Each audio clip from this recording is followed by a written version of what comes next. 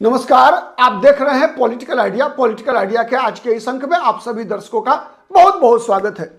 मित्रों, देश के अंदर वर्तमान में अगर हम कहें कि 10 वर्षों से राजनीति की दो धारा चल निकली है।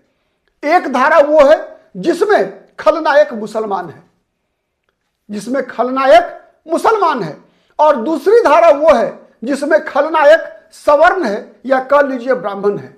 विशेषकर सवर्ण में ब्राह्मण, मतलब देश के अंदर हर समस्याओं के लिए जहां एक खेमा मुसलमानों को दोषी ठहराता है, वही दूसरा खेमा सवर्ण विशेषकर ब्राह्मणों को हर समस्याओं का जिम्मेवार ठहराता है। लगता है कि एक खेमे के अनुसार हर समस्या से मुक्ति पाने का एकमात्र उपाय है कि मुसलमानों को कटघरे में खड़ा करो। वही दूसरा खेमा ये सुनिश्चित करने के प्रयास में होता है कि देश की हर समस्याओं के लिए, देश की हर प्रगति के लिए अगर कोई जिम्मेवार है तो जिम्मेवारी ब्राह्मणों के माथे पर डाल दिया जाए, सवर्णों के माथे पर डाल दिया जाए। और उसी के अनुसार राजनीतिक दल भी, आप कह सकते हैं, राजनीतिक दल भी अपनी नीति, अपने कार्यक्रम लगातार तय करती है। अभी हमने देखा यूजीसी के मुद्दे पर किस प्रकार का हंगामा हुआ देश में। तो मित्रों, आज हम इस वीडियो में बात करते हैं कि अगले वर्ष जब उत्तर प्रदेश में विधानसभा का चुनाव हो रहा होगा मित्रों, उसी दौरान देश के अंदर जातिगत आधार पर जनगणना का काम भी शुरू हो चुका होगा। जाति के आधार पर जनगणना भी शुरू हो चुका होगा मित्रों। इससे पहले अंतिम बार देश के अंदर 1931 में, 1931 में जब भारत गुलाम था, अंग्रेजों का शासन था, तो 1931 की जनगणना जो हुई थी वो जाति के आधार पर हुई थी। अब तक सरकारें जितनी भी नीतियां बनाती आई है वो 1931 के जनगणना के आंकड़ों के आधार पर ही बनाती आई है।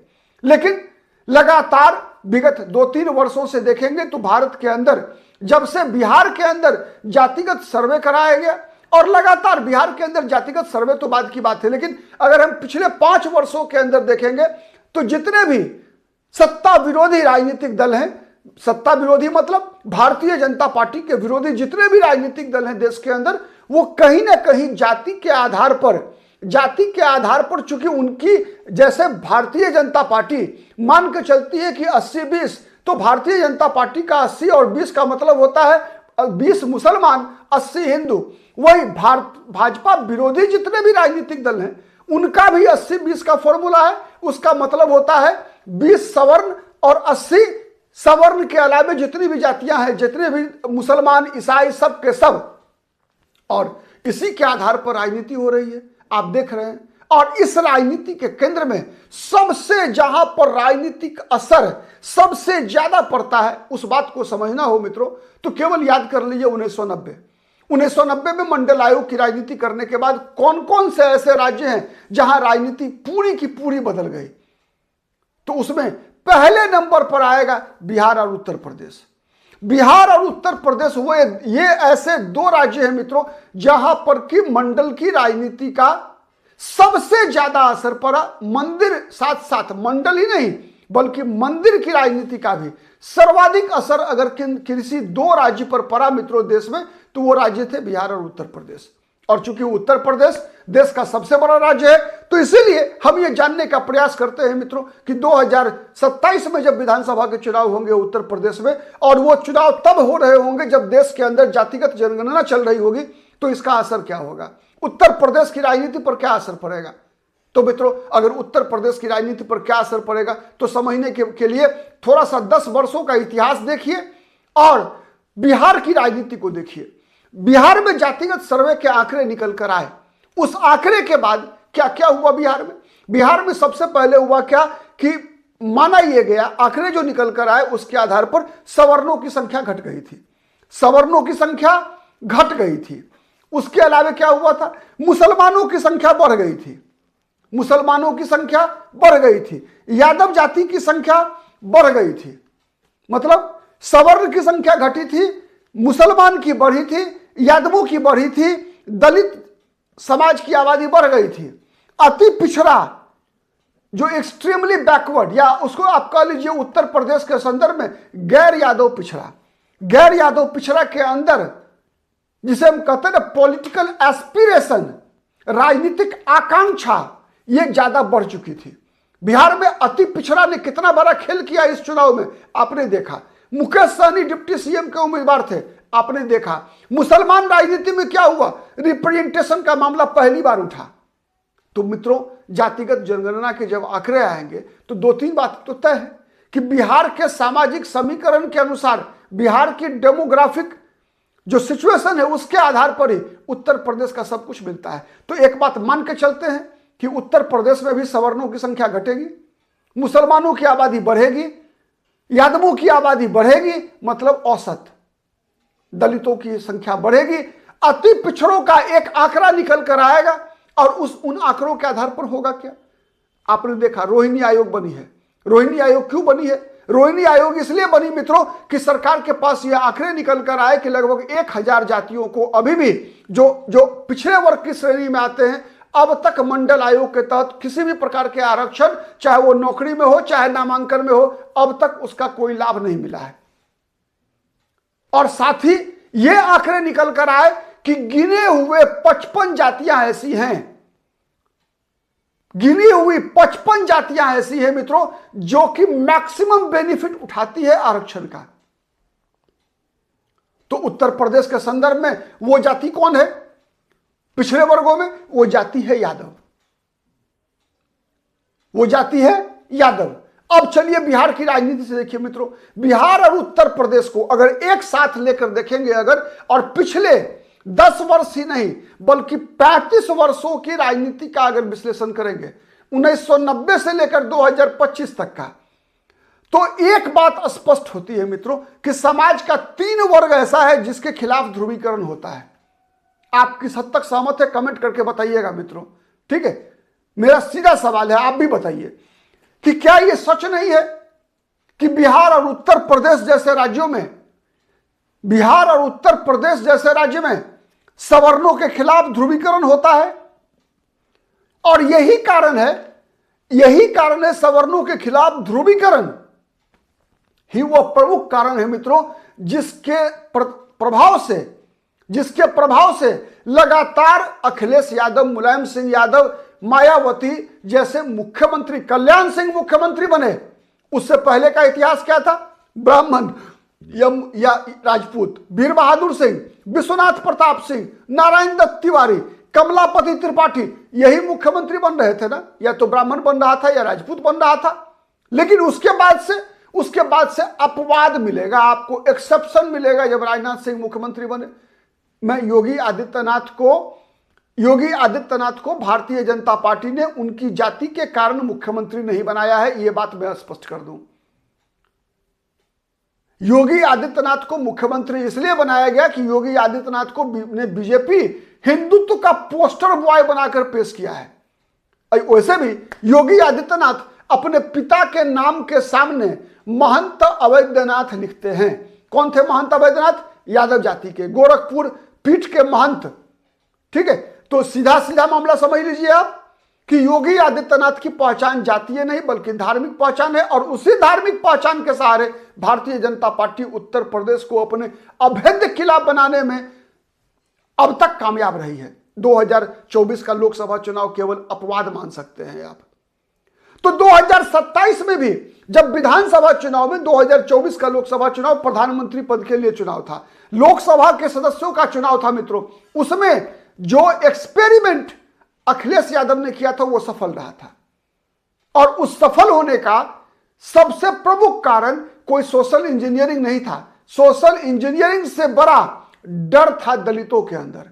डर क्या था कि बीजेपी को अगर 400 सीटें मिली तो बीजेपी संविधान बदल देगी, देश में हिंदू राष्ट्र लागू हो जाएगा, बना दिया जाएगा, और केवल ब्राह्मणवादी और मनुवादी संविधान लागू कर दिया जाएगा। इसी नाम पर उत्तर प्रदेश के दलितों ने बरसों बाद अखिलेश यादव की पार्टी का समर्थन किया था, मायावती को भूलकर। अन्यथा उत्तर प्रदेश का इतिहास यह रहा है मित्रों कि यादव मुसलमान राजनीति जो उत्तर प्रदेश में समाजवादी पार्टी किया करती है, उसके खिलाफ जैसा ध्रुवीकरण सवर्णों में होता था, जैसा ध्रुवीकरण गैर यादव पिछड़ों में होता था, वैसा ही ध्रुवीकरण दलित समाज में भी होता था। उत्तर प्रदेश में सबसे ज्यादा SC ST एट्रोसिटीज एक्ट के तहत दर्ज मुकदमे यादव जाति के लोगों के खिलाफ है। ये आंकड़े हैं, सरकार के आंकड़े हैं, आप निकलवा के देख सकते हैं। तो मित्रों, जिस प्रकार का परिणाम बिहार की राजनीति से निकल कर आया कि ध्रुवीकरण 3 प्रकार के मैं बता रहा था। एक ध्रुवीकरण होता है सवर्णों के खिलाफ, आज भी ब्राह्मण के खिलाफ, राजपूत के खिलाफ, उत्तर प्रदेश में कैस्तों के खिलाफ ध्रुवीकरण होता है। OBC, दलित, मुसलमान साथ होता है, ध्रुवीकरण होता है।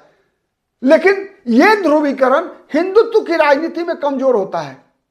लेकिन जो ध्रुवीकरण मुसलमानों के खिलाफ होता है, उस ध्रुवीकरण में आप इतिहास निकाल कर देख लीजिए, उत्तर प्रदेश के, बिहार के यादव जाति के लोग भी जहां जहां समाजवादी पार्टी का या कांग्रेस पार्टी का या भारतीय जनता पार्टी के विरोधी पार्टियों के उम्मीदवार जहां जहां मुसलमान होते हैं, वहां वहां यादव जाति के लोग भी भारतीय जनता पार्टी या भारतीय जनता पार्टी के गठबंधन सहयोगियों के पक्ष में वोट डालते हैं। सच है या नहीं है बताइएगा। तो जिस इंटेंसिटी का पोलराइजेशन सवर्णों के खिलाफ होता है, उसका 4 गुना इंटेंसिटी का ध्रुवीकरण मुसलमानों के खिलाफ होता है, मुसलमानों के खिलाफ होता है। और अगर मुसलमानों के खिलाफ होता है ये ध्रुवीकरण, तो यादव और ब्राह्मण के खिलाफ जो ध्रुवीकरण होता है, तो वो बराबरी का मामला आ जाता है। मैच ड्रॉ कह सकते हैं आप कि लगभग 10%, 8%, 10% के बीच इन दोनों जातियों की आबादी है उत्तर प्रदेश में। उत्तर प्रदेश में ब्राह्मण और यादव जाति की आबादी लगभग 10% से 8% से 10% के बीच में है। जो आंकड़े आते हैं अपुष्ट आंकड़े हैं, ठीक है, लेकिन आंकड़े यही आते हैं 8 से 10%। फाइनल आंकड़े तो निकल कर आएंगे जनगणना के बाद। लेकिन एक बात तय है कि जब ये आंकड़े निकल कर आएंगे तो मुसलमानों की आबादी बढ़नी तय है। और ये मुसलमानों की आबादी जब बढ़ेगी मित्रों, तो फिर आप बता दीजिए कि इसका नुकसान किसको होना है, फायदा किसका होना है। आपको नहीं लगता कि मुसलमानों की बढ़ी हुई आबादी का फायदा केवल और केवल भारतीय जनता पार्टी को मिलेगा?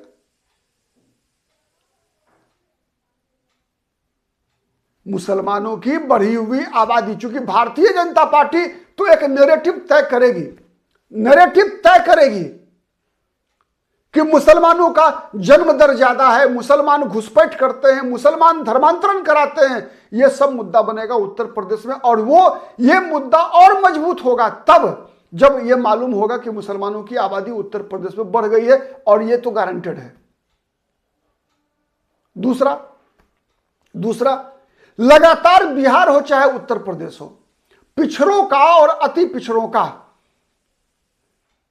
पिछड़ों, गैर यादव पिछड़ा और अति पिछड़ा वर्ग को लगता है कि पिछड़े वर्गों का जो हक है, चाहे वो राजनीतिक प्रतिनिधित्व का हो, चाहे वो नौकरियों में हो, चाहे वो स्कूल कॉलेज में नामांकन का हो, उसका सबसे बड़ा हिस्सा अगर कोई खा रहा है तो वो खा रहा है यादव जाति का लोग। और इसकी गाज लगातार अखिलेश यादव पर गिरती रही है। ये इतिहास है। और जब ये आंकड़ा बिहार की तरह, बिहार में चला ना, अति पिछड़ों को पता कि उनकी आबादी 36% है बिहार में, तो जब उत्तर प्रदेश में भी राजभर, निषाद, कुर्मी, लोध, कुशवाहा, शाक्य, सैनी, इन सब जातियों को पता चलेगा कि उनकी आबादी का जो आंकड़ा 1931 वाला आंकड़ा है, वो आंकड़ा अब बढ़ चुका है। और हमारे बढ़े हुए आंकड़े का फायदा हमको नहीं मिल रहा है, बल्कि केवल और केवल यादव जाति को मिल रहा है, अखिलेश यादव को ही फायदा मिल रहा है। तो फिर क्या होता है? क्यों होता है देश भर के अंदर सवर्णों के खिलाफ प्रतिक्रिया? इसीलिए होता है ना कि देश के और गैर सवर्णों को लगता है कि सवर्णों की आबादी जितनी है उससे अधिक जगहों पर सवर्ण काबिज हैं। उनकी आबादी से ज्यादा राजनीतिक प्रतिनिधित्व, प्रशासनिक प्रतिनिधित्व, धन संपत्ति, जमीन जायदाद, हर मामले में सवर्ण अपनी आबादी का जो औसत है उससे ज्यादा पर कब्जा है उनका। इसीलिए सवर्णों के खिलाफ प्रतिक्रिया होती है। तो यही प्रतिक्रिया जनगणना के फाइनल आंकड़े आने के बाद अखिलेश यादव के खिलाफ भी होना है। और अखिलेश यादव की ताकत मुसलमान और यादव है, और मुसलमान और यादव के खिलाफ जब ध्रुवीकरण होगा तो फिर अखिलेश यादव किसी भी कीमत पर आने वाले दिन में 2027 छोड़ दीजिए मित्रों, आने वाले दिन में तीसरा विकल्प मिल सकता है, वैसे ही जैसे बिहार में नीतीश कुमार के रूप में मिला। उत्तर प्रदेश को अगर बीजेपी के अलावे दूसरी कोई पार्टी चुनौती दे सकती है जो मुसलमानों से और यादवों से समान दूरी बना के रखे, जैसे बिहार में नीतीश कुमार, ऐसी ही कोई ताकत बिहार में, उत्तर प्रदेश में भी बिहार की तरह भारतीय जनता पार्टी को चुनौती दे सकती है। अखिलेश यादव ये जो जिस प्रकार से राजनीति अब आगे बढ़ती जा रही है बिहार और उत्तर प्रदेश की, उसमें अखिलेश यादव को इसका हक फायदा मिलेगा, इस बात की रत्ती भर भी संभावना नहीं है मित्रों। 2024 का लोकसभा चुनाव काठ की हांडी थी, उस काठ की हांडी एक ही बार चढ़ता है मित्रों। जो सोशल केमिस्ट्री बनाने का प्रयास अखिलेश यादव ने किया था, एक ही बार बन सकता है, दोबारा नहीं बनेगा वो। मैंने एक वीडियो में बताया था कि अगर लोकसभा चुनाव की तरह अखिलेश यादव ने मुसलमानों के टिकट में कटौती किया तो मुसलमान का वोट पर कब्जा करने के लिए असदुद्दीन ओवैसी तैयार बैठे हैं। और छोड़िए असदुद्दीन ओवैसी, जैसे पश्चिम बंगाल में कोई हुमायूं कबीर सामने आ जाता है, वैसे ही उत्तर प्रदेश में भी कोई ना कोई सामने आ जाएगा। उत्तर प्रदेश में 20% मुसलमानों की आबादी तो अभी है, अगले जनगणना के आंकड़े आएंगे तो यह आबादी और बढ़ी हुई मिलेगी। तो बात जिसकी जितनी आबादी उसकी उतनी भागीदारी पर आके टिकेगी। मुसलमान जिस प्रकार के नैरेटिव तैयार हो रहे हैं देश के राजनीति के अंदर, उसमें अब मुसलमान भी ये सोचता है कि हमारी आबादी का लाभ, हमारे वोट का लाभ अखिलेश यादव, तेजस्वी यादव, अरविंद केजरीवाल, ममता बनर्जी को क्यों मिले, हमारा अपना नेता क्यों ना हो। और यही अखिलेश यादव के लिए सबसे बड़ा खतरा है। इसीलिए तय मान के चलिए अखिलेश का मुख्यमंत्री बनना उत्तर प्रदेश में लगभग असंभव होगा। आप क्या सोचते हैं कमेंट करके जरूर बताइएगा। और हमारा वीडियो यदि पसंद आता है तो प्लीज लाइक कीजिए, शेयर कीजिए, जिससे कि अधिक से अधिक लोगों तक हमारी बातें पहुंच सके। और अब तक यदि पॉलिटिकल आइडिया को सब्सक्राइब नहीं किया है मित्रों तो सब्सक्राइब जरूर कीजिएगा। आज के लिए इतना ही, बहुत बहुत धन्यवाद।